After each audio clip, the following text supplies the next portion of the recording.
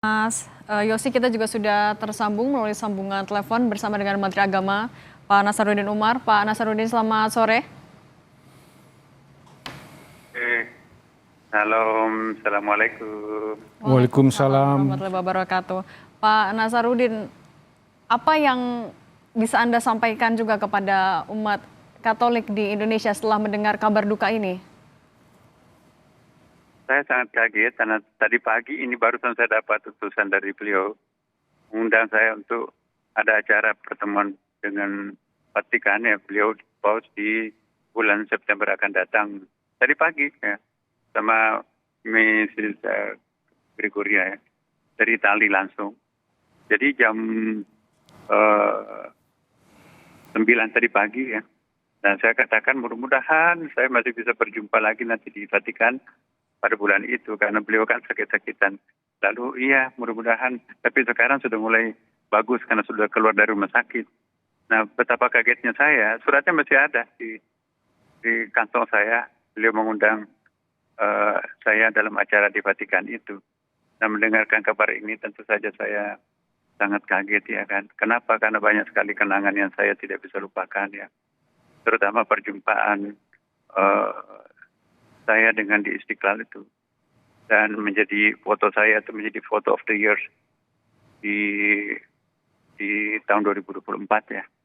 Nah, poin yang pertama saya ingin kesankan kepada para pemirsa sosok figur kedalaman cintanya beliau ya, ketulusan cintanya itu kepada umat bangsa Indonesia walaupun beda agama, tetapi saya merasakan ketulusan dari genggaman tangan beliau ketika jabat tangan.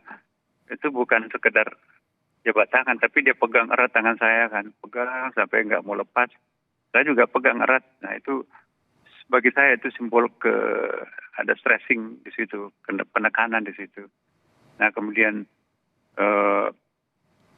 masuk di terowongan Istiqlal itu ya, sampai di liftnya kita belum turun.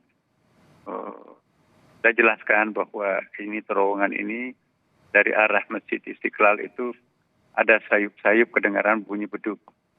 Tapi dari arah katedral itu ada sayup-sayup kedengaran bunyi lonceng.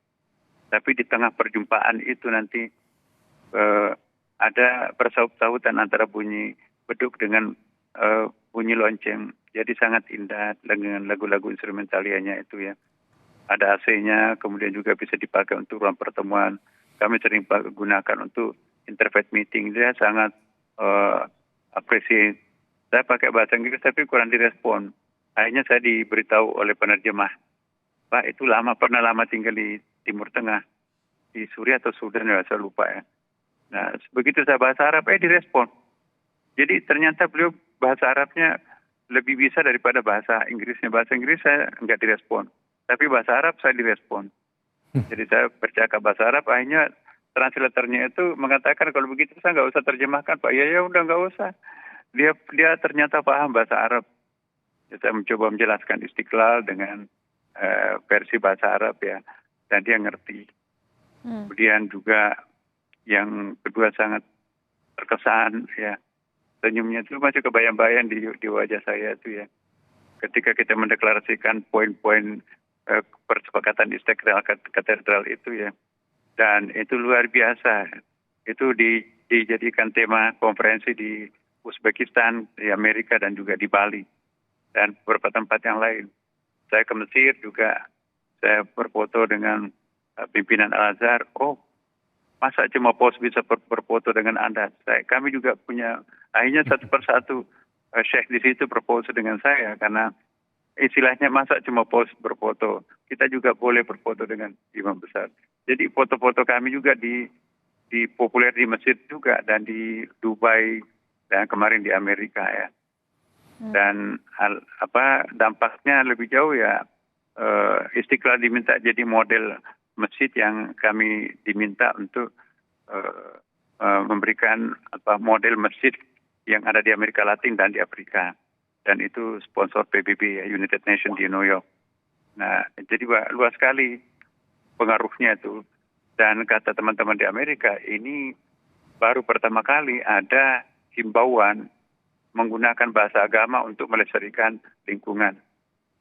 menggunakan poin yang ketiga itu sangat penting ya, dan itu kita menggunakan bahasa agama untuk mengajak para umat kita agama apapun untuk menyayangi save planet yang untuk menyayangi planet kita, bagaimana mencegah datangnya kiamat. Karena kalau dalam Abrahamic religion, Yahudi, Nasrani dan Islam percaya akan ada hari kebangkitan, kan percaya juga akan ada hari kiamat. Nah, jadi bahasa kami bahwa salah satu upaya untuk menunda hari kiamat itu adalah kita menggunakan penyelamatan alam. Ya, karena setiap ayat-ayat Quran, ayat Bible juga ada bahwa rusaknya alam itu karena tangan-tangan jahilnya anak manusia ini kan. Nah, jadi kita menggunakan bahasa agama mengajak kepada para umat beragama untuk save planet ini. Jadi kita jangan sampai melakukan perusakan alam, lingkungan, sebab itu menyangkut masalah keselamatan, kesehatan anak cucu kita juga di masa akan datang.